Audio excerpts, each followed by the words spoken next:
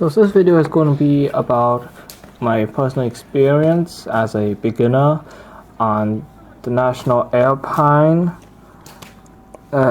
skiing center, and just this is currently is just the mountains, the top of the whole skiing place, and I'm just going to go on the intermediate line and just start from the top and all the way ski to the bottom.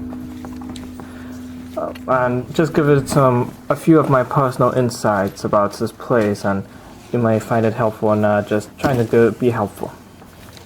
So first of all, you must know that the snow is not actually real snow, I think, and like it doesn't feel like real snow. And if you go really early, like they start at I think around 8 a.m. and if you go at that time, the snows are hard. Like it's really hard. It's really hard to ski on it, and if you turn slightly too much, like sometimes you just might get stuck and then you might fall.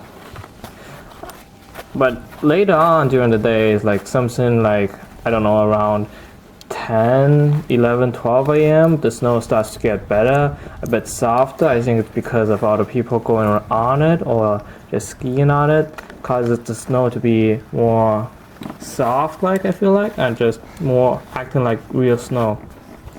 Just my personal opinion, so I'm not completely sure if it's realistic or like. I just hope this can provide some insights. And also, yeah, right now I have one hand that's holding my own phone, so I'm pretty slow at walking. Like this is a bit of flat surface you can go. I'm skiing and not actually a snowboarder. This route in particular, I feel like it's not very suited for snowboarding because it's pretty like skinny, if you could understand me.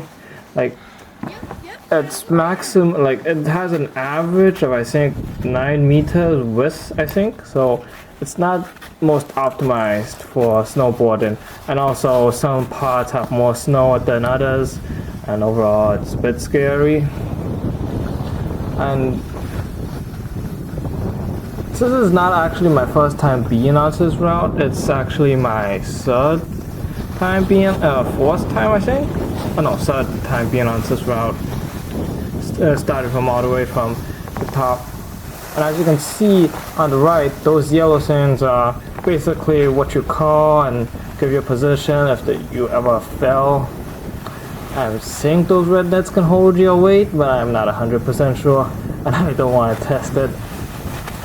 You would have to look on the ground time to time because, well, I have to at least sometimes, because you may notice or hear that some parts when I ski on it, it doesn't actually sound like I'm skiing on snow. It's a bit hard and it sounds a bit of like ice, and you just have to ignore that. Well, I just ignore that part and just slow down, control the speed a bit later where I find there's more snow, and that's usually my tactics. And if you see the black squares, that means it's a high-end skiing place, and like a skiing route, sorry. And like I'm just a beginner, so like I'm not like I don't even dare to do that. Like I'm pretty sure I would fall. Like if I would have found myself on that, I wouldn't even bother skiing. I'd probably just sit down and fall all the way to the bottom, just being safe. And just currently skiing out forward. The wind is extremely large on top. Like you're going to be like, I'm not sure how many miles winds, but I feel like, personally feeling it's like 6-7 kilometers miles per hour wind. It doesn't sound like a lot, but when you're on top, you feel all the wind, and it's pretty annoying. And I find the morning has the most wind. As the day goes on, the wind actually gets a bit smaller, in my opinion. Like I'm not 100% sure. I've only been here 3 times, but yeah, that's about it. And just now, where you saw the black square, is the first time where I fell on this route. I fell because I was a bit too scared. Because well, when you look on the right, it looks like an edge, and if you fall down, yeah, there's no coming back. So I got a little bit scared, and also the front is a very hard black route, and overall I just got scared and fell. But after a few times, you get pretty confident and get a good understanding of this route overall. Oh, and as you can see, yeah, the guy fell, I think, just now, and another person just sitting there looking at the view. You must play, yeah, it's always good to pay you're gonna have to pay attention on these routes, because some people might be just sitting there or tired, like, you never know. And it's pretty, well, it's not wide, it's per se, so. And I think that's most of my commentations, nothing else mostly. And if there's anything special that I remember while watching or come up, I would start speaking again. So for now, just enjoy the video and have a good, pleasing experience and understanding.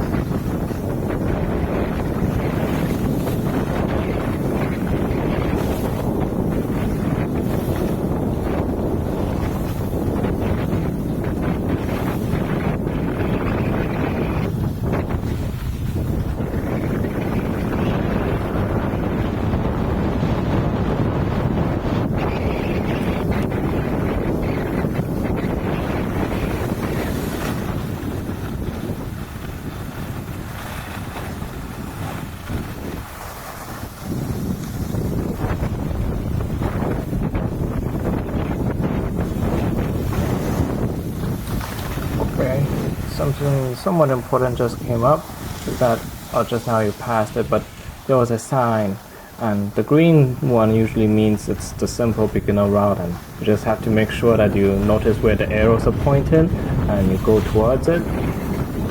And also, if you want to do something more challenging, then you can choose the black routes.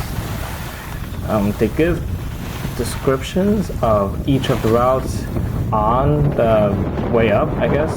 Those, I'm not sure what you call those, I just say escalators or something like that. And that's about it, I guess. Continue on.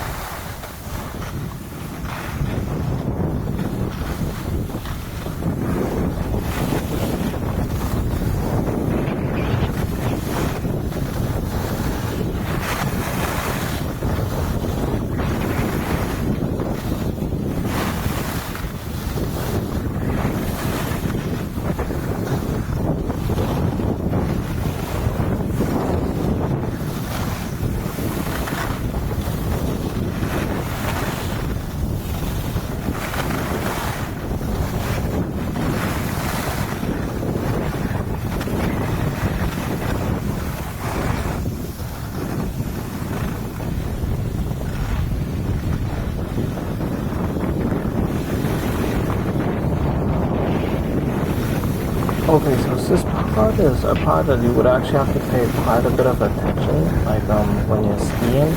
Like this part seems like all straight and you can gain a lot of speed on, but in actuality, if you gain a lot of speed in a specific area, you'd soon find yourself in a quite troubling situation. Forward on, the snow is actually not really snow, like it's pretty icy. And it's pretty hard to stop or lose momentum. And yeah, around over here, the first time I just couldn't stop and I fell and then I slammed my head.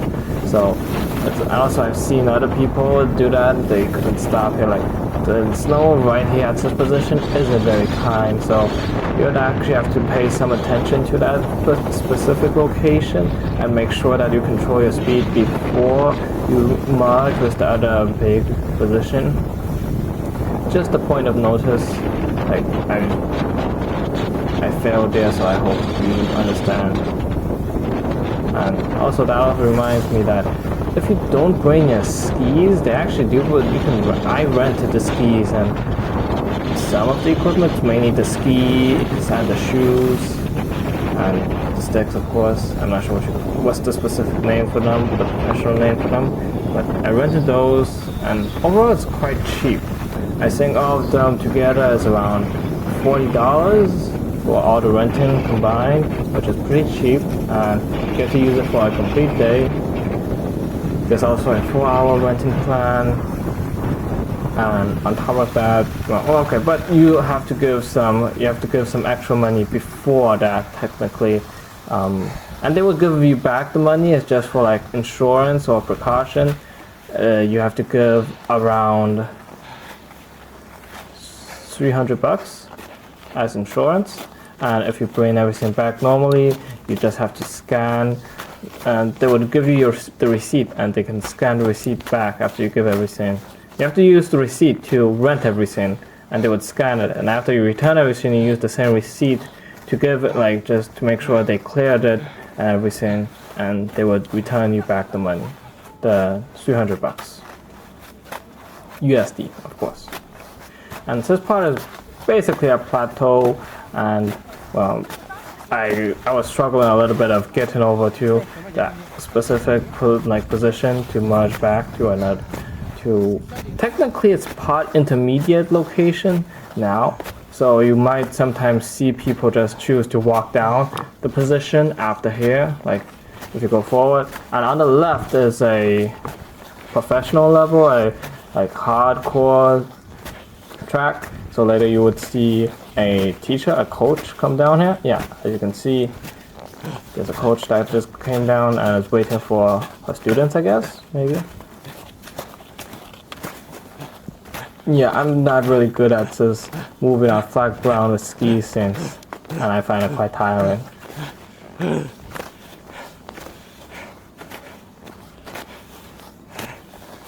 So yeah, the intermediate lines are colored blue, and this is part intermediate after you go down here. So some beginners might choose to mark. I'm slightly more experienced in this line, so I know about how to handle it. And personally, in my opinion, like in the next video, I would introduce this specific intermediate line, but I think this intermediate line has like the best snow, I guess, because it's the snowiest. Like it has I personally feel like it has real snow or something like that. So this one has the best experience in my opinion. This line in particular.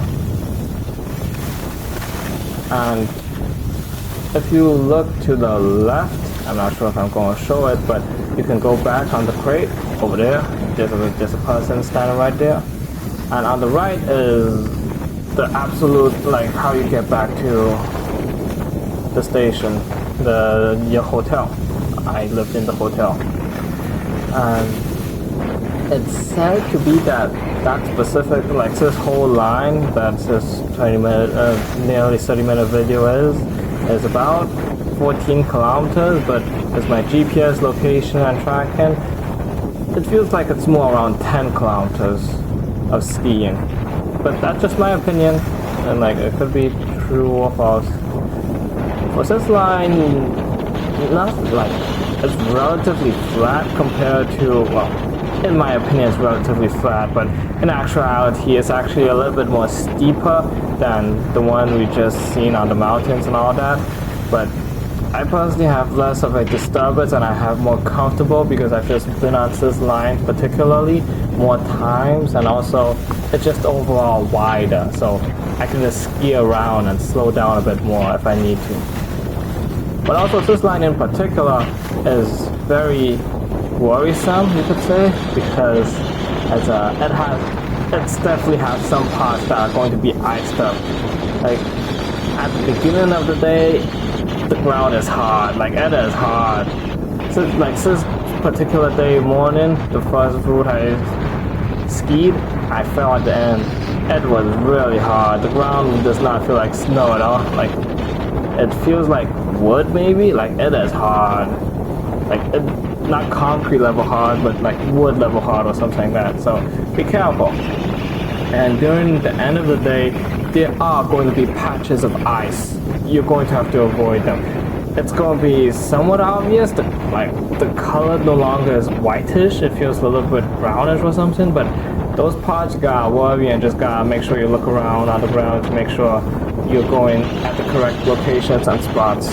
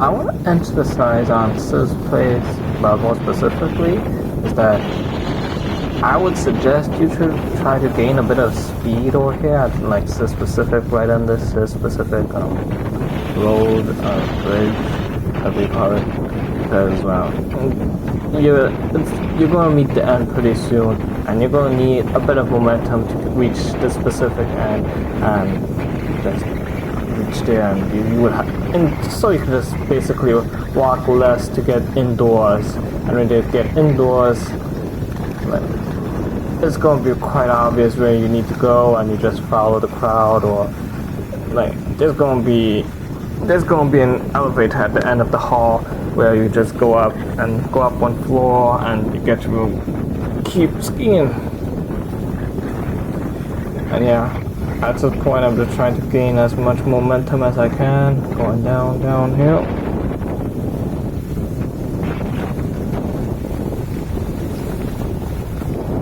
Also, you have to watch out for these beginners. They're usually sometimes not the most obvious people on how they react, so gotta watch out. And this is the end of the whole start of the mountain all the way to the end. Hope you enjoy and this video being informative in some way. If not, like, I really hope this is informative. But that's it. And if you're in Beijing, it's about a 2-hour drive to get there, and that's about it. Thank you for listening.